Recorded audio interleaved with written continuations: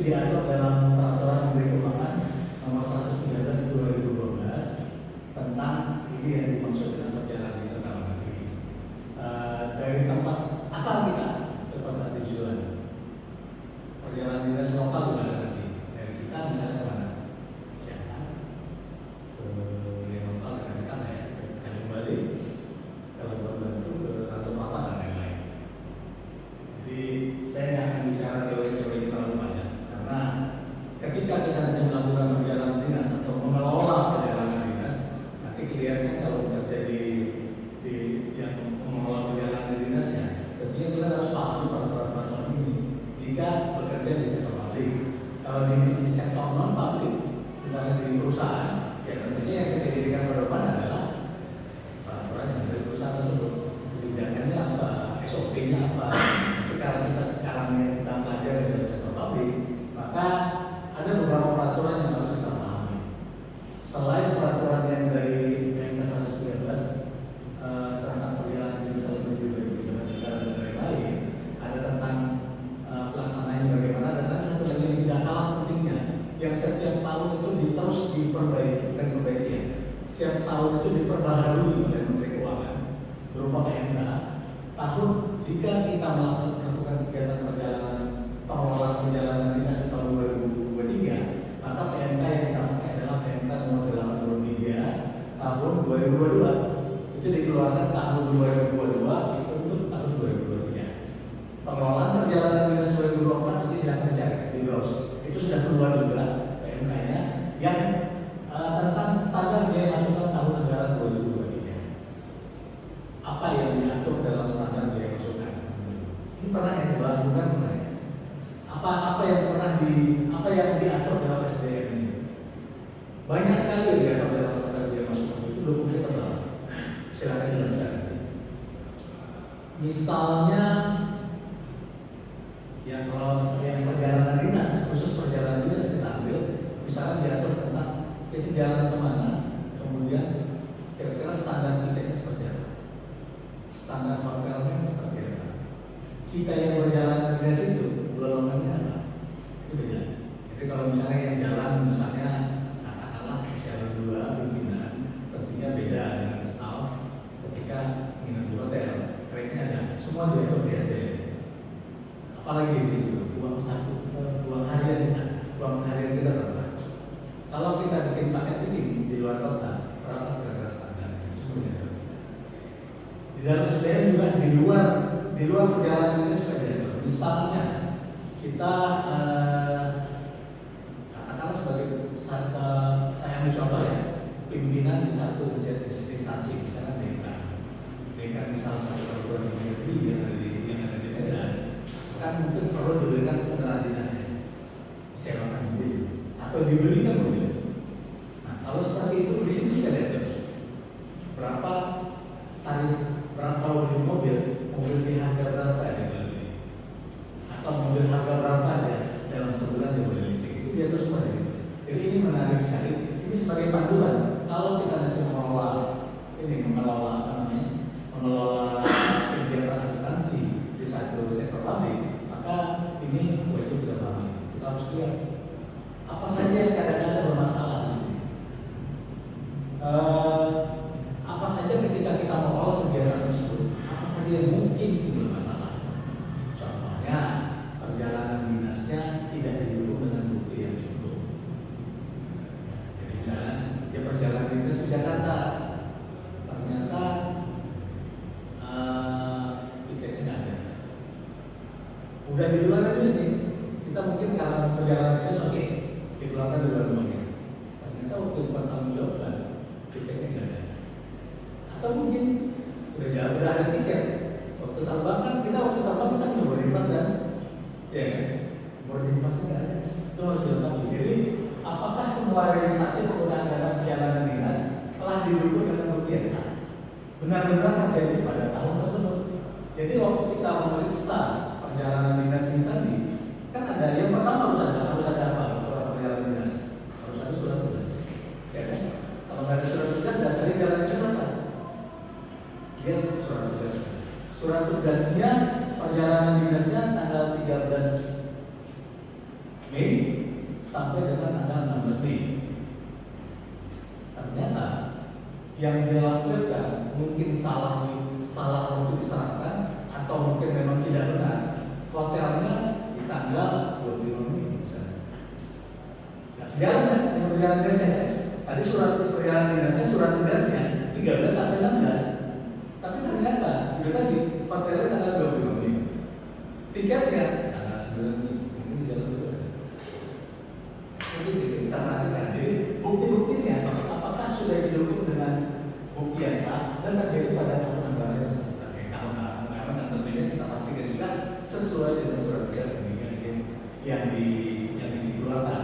Lalu apakah misalnya biaya perjalanan ini saya telah dibayarkan, telah sesuai dengan hak yang harus diterima. Contoh lagi hotel, misalnya ya, dia ke Jakarta perjalanan dinas diambil hotel tarifnya misalnya 1,5 juta semalam. Oh ini perjalanan dinas enak nih, aku ambil aja lah hotel mahal 1,5 juta. Dan di dalam dia ternyata dia hanya cuma berapa misalnya 840 satu malam. Boleh kita bayar yang 1,5 juta? Nggak bisa, karena sesuai dengan tadi dasarnya tadi apa? Ada kan SDM tadi ya?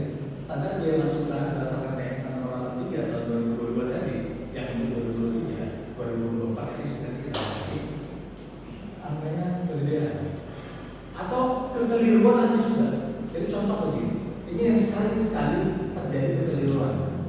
Saya ambil contoh Jakarta aja dulu ya, karena Jakarta itu berbatasan dengan Jawa Barat, di sini berbatasan dengan Banten. Yang uang hariannya beda, tarif hotelnya beda. Jadi orang perjalanan dinas misalnya dia perjalanan dinas ke katakanlah misalnya ke Jakarta, dia perjalanan dinas harusnya dia ke Jawa Barat. Misalnya dia perjalanan dinas ada pertemuan di UI, saya contoh di UI kan Depok itu Jawa Barat ya. Perjalanan dinas di UI, tapi hotel yang dibebankan, hotel di sana misalnya 740 standarnya, yang dia bebankan 840 misalnya, yang standar Jakarta. Itu keliru, itu sering terjadi seperti itu. Uang hariannya perjalanan dinasnya dari ke Depok ke UI, tapi uang harian yang diambil apa? Uang harian Jakarta. Keliru. Jadi hati-hati dalam pembebanan itu.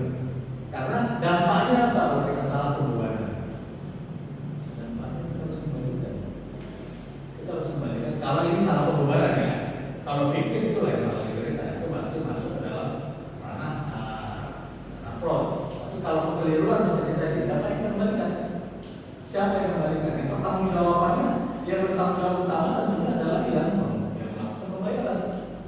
Kalau orang minta kalau dia nggak bayar, apa? Bisa kan?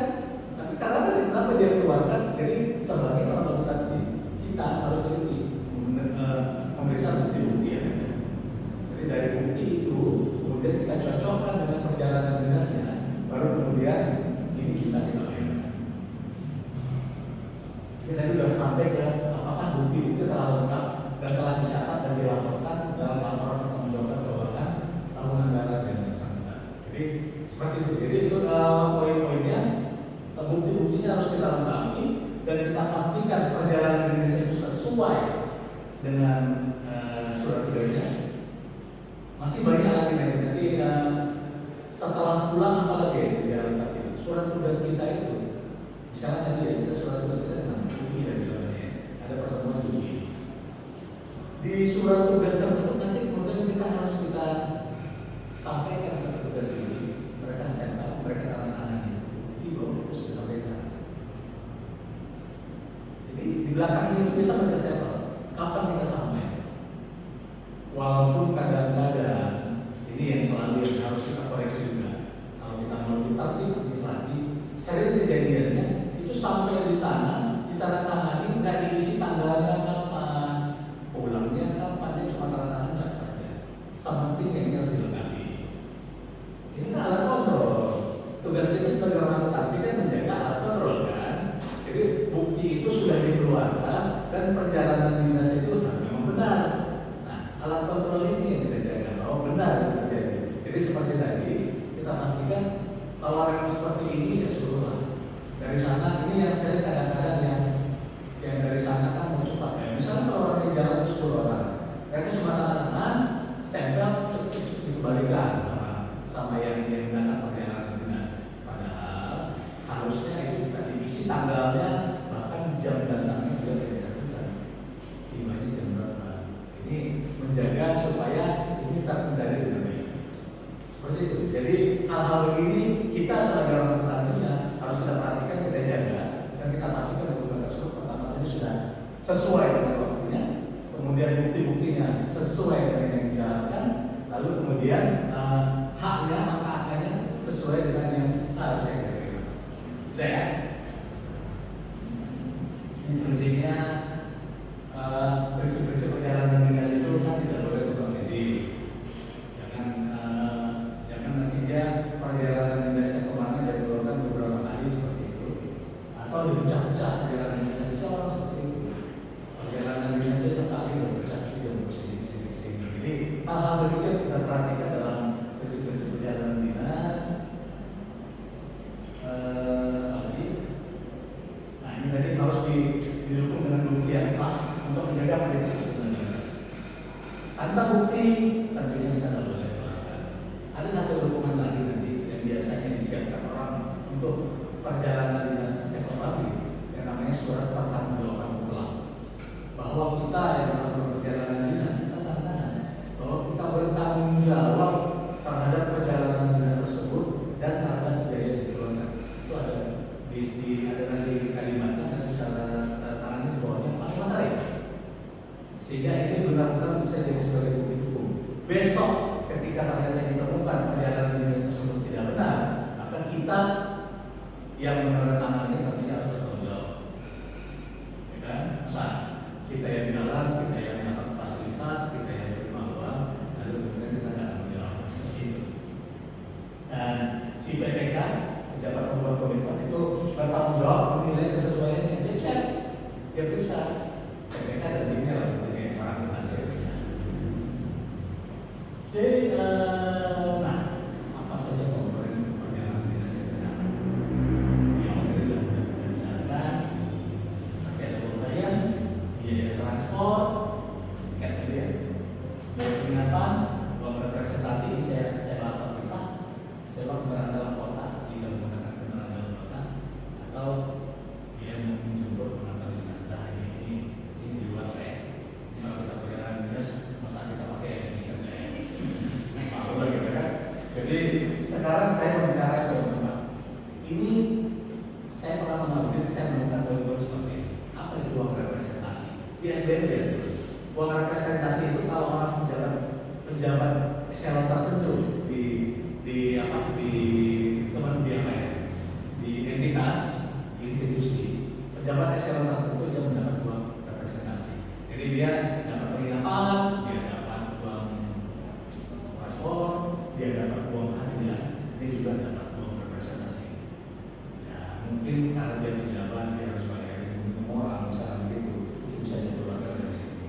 Pertanyaannya seperti ini, saya pernah temukan kasus seorang pejabat eselon 2, katakanlah dia kepala dinas, lalu dia mendapat tugas tambahan sebagai dewan pengawas satu tempat.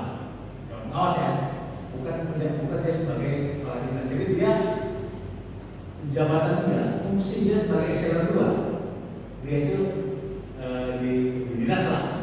Misalnya dinas apa? Maksudnya disebut ya. Dinas X ya disebut. Kepala dinas X ini mendapat tugas tambahan sebagai dewan pengawas. Misalnya di rumah sakit. Dia dewan pengawas rumah sakit tersebut. Tugasnya itu bagus, dia bisa mengawasi kegiatan operasional rumah sakit tersebut sesuai dengan ketentuan wilayah. Lalu pada waktu tertentu dia melakukan perjalanan dinas sebagai dewan pengawas. Dan si rumah sakit tersebut mengeluarkan uang representasi. Itu benar atau tidak? Boleh atau tidak? Ini jadi perdebatan.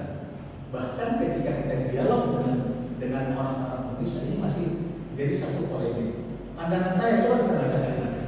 Uang representasi ini diatur dalam yang kata dia dapat diberikan kepada pejabat negara, pejabat eselon 1 dan 2 selama melakukan perjalanan dinas dalam rangka pelaksanaan tugas dan fungsi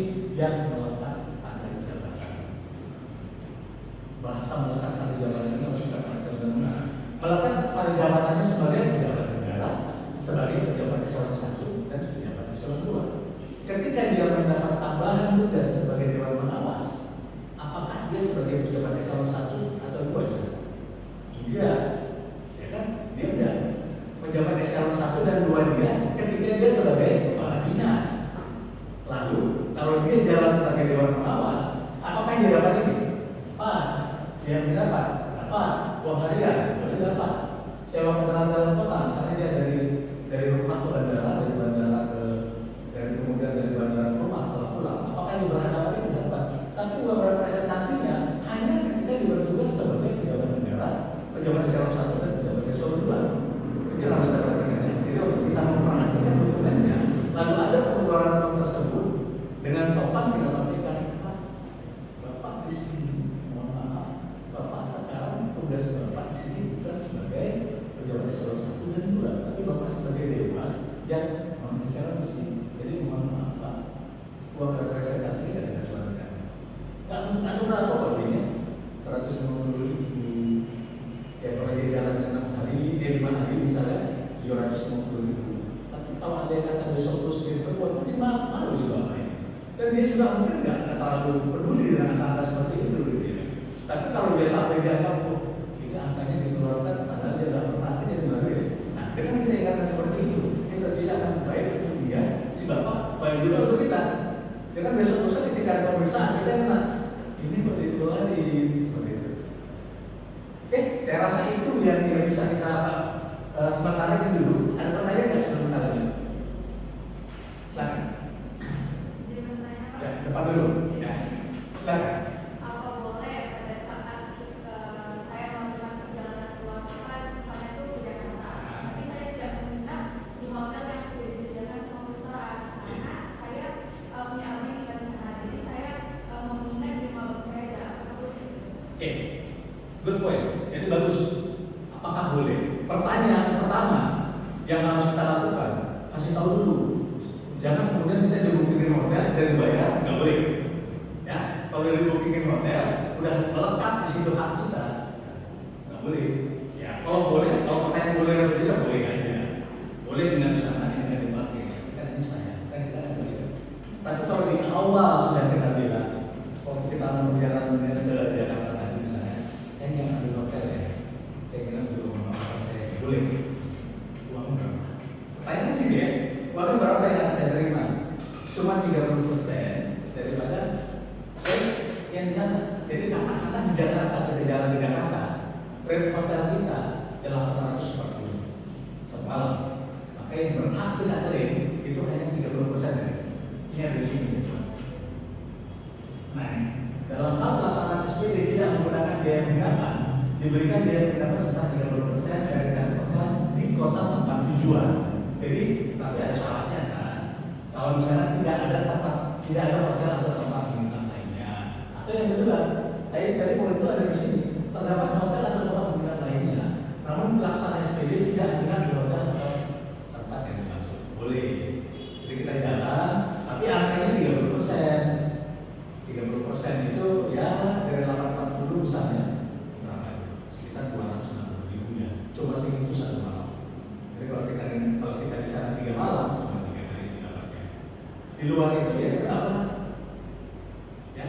Dan kemudian ada tambahan dari situ. Ini tidak boleh kita berikan kalau misalnya memang nggak minat ya, ngapain nggak minat, masa kalian gua minat ya? Masih nggak datang.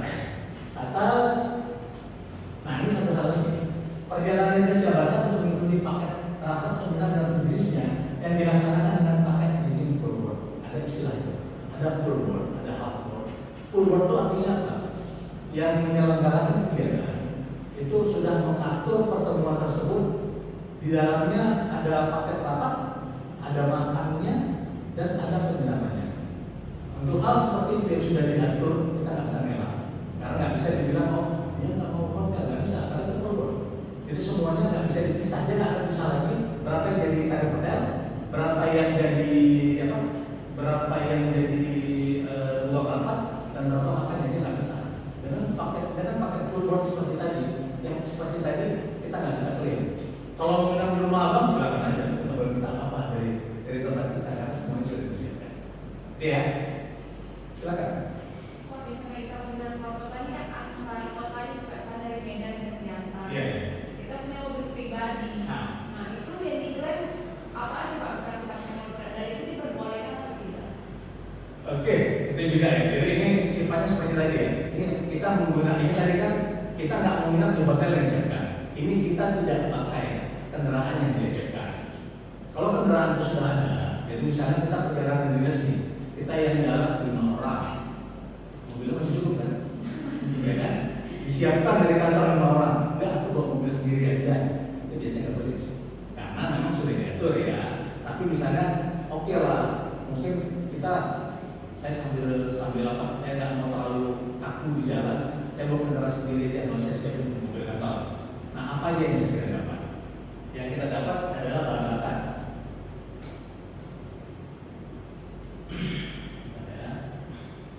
Yang kita dapat adalah bahan bakarnya yang wajar. Kesehatan berapa sejarahnya? Yang tol lagi ya kan? Kesehatan habis berapa kira-kira soal bensinnya? Masa kesehatan kita pilih bensin kita 200 liter nggak mungkin ya? Yang wajar. Berapa yang wajar di situ? Dan yang paling penting adalah siapkan bukti-bukti. Itu yang paling penting. Siapkan bukti-buktinya. Bukti beli bensinnya. Janganlah perjalanan dinasnya sekarang tanggal 10. Perjalanan dinasnya tanggal 8 Juni, tapi uang bensinnya di tanggal 7 Maret. Nggak bisa, ya kan? Kita hati-hati. Yang meriksa juga, kita meriksa juga harus hati-hati. Seperti itu cek dulu, benar. Ini salah nih, balik. Pastikan seperti itu. Lalu seperti tadi, saya dulu pernah punya pengalaman lucu. Waktu saya masih sebaya kerja saya kerja. Ada orang kalau ada anggarannya, dia bilang ada anggaran gampang dikeluarkan. Itu zaman dulu ya, kontrol juga agak kurang. Satu hari dia klaim bensin itu 200 liter. Mobilnya pada waktu itu adalah Daihatsu Zebra. Daihatsu Zebra itu setahu saya tangkinya aja muatnya itu cuma 40 liter atau 45 liter. Dia klaim isi di pom bensin 100 liter pagi, 100 liter sore. Saya tanya waktu diklaim ini ditaruh di mana niatnya saya bilang. Karena kan sekali ini ya, sekali ini 100 liter lagi ditaruh di mana? Ditaruh di mobil ini nggak muat. Balik dia keluar dengan ini, balik dia keluar dengan kwitansi 4 biji kan? 50. Yang 200 tadi dipecah di bagian mana? Itu harusnya, itu kita cek. Sebagai pengelola keuangan daerah, kita tentunya harus pastikan itu. Jadi tadi pertama dapat bensinnya, yang kedua kita dapat tolnya, karena kita dapat tol ya, tol pulang pergi, itulah yang saya katakan. Dan parkir yang pantas, jangan kita klaim parkir di sana, tapi parkirnya kita ternyata di BJ kan kalau itu dikatakan seperti itu. Oke, satu lagi terakhir ya. Bukti apa saja yang harus dilampirkan pada saat bertanggung jawab? Oke, bukti apa saja? Tadi ada saya dibuat di depan ya. Nah, bukti-buktinya kalau kita kelola sendiri, kita jalan sendiri ya, nggak ada yang ngurusin. Tentunya kita akan dapat bukti hotel ya. Bukti hotelnya pasti kita harus siapkan sesuai dengan tanggal perjalanan dinas, lalu kemudian bukti tiket. Jangan tagihan dari travel, kita pakai travel agent misalnya. Jangan tagihan travelnya, tiketnya, di tiket itu ada harga tiket kita, ya kan? Misalnya kita pakai apa? Pakai CTV di bawah perjalanan itu berapa? Oke, ini plus boarding passnya. Plus boarding passnya. Kalau kita pakai taksi ke jalan dari rumah ke bandara, karena menunggu disiapkan penjemputan. Mau pakai taksi kah atau pakai Grab kah harus ada buktinya. Ya, anggarannya, karena angkanya juga bisa dihitung. Angkanya masuk akal sesuai dengan SPM. Itu aja. Jadi bukti-bukti seperti itu harus kita siapkan. Jadi, satu hal lagi, kita sudah dapat uang harian. Lalu kemudian uang harian itu sebagai pengganti transportasi lokal kita dan makan kita. Lalu kemudian kita makan di restoran, kita klaim boleh nggak? Boleh lagi, karena uang harian kita itu sudah menggantikan hak kita yang berjalanan dinas. Jadi makan segala macam, mau Anda makan di warteg, mau Anda makan di hotel bintang 5, itu loh. Ya. Jangan datang lagi, ini kita sih kemarin makan di Jakarta, saya makan di Jakarta misalnya pagi sore, gitu kan? Bisa, gitu ya. Oke? Ada lagi? Oke, kalau nggak ada, ini diskusi kita pada hari ini. Kalau pertanyaan